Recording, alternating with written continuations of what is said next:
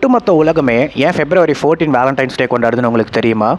தெளிவாக சொல்கிறேன், முழுசாக கேளுங்க. Welcome to day 2 of third interesting ஸ்டோரிஸோட பார்ட் 2. AD 41ஆம் நூற்றாண்டப்போ இட்டாலியோட ரோம் நாட்டை ஆட்சி புரிஞ்சிட்டு இருந்த மன்னர் பேர் தான் க்ளூடஸ். இவர் ஒரு பைத்தியக்காரத்தனமான ரூலை போடுறாரு. கல்யாணம் ஆன ஆண்களை விட கல்யாணம் ஆகாத ஆண்கள் போர் டைமில் நல்ல போர் புரியுறாங்கன்ட்டு நிறைய பேரை கல்யாணம் பண்ணிக்கக்கூடாதுன்னு சொன்னார்.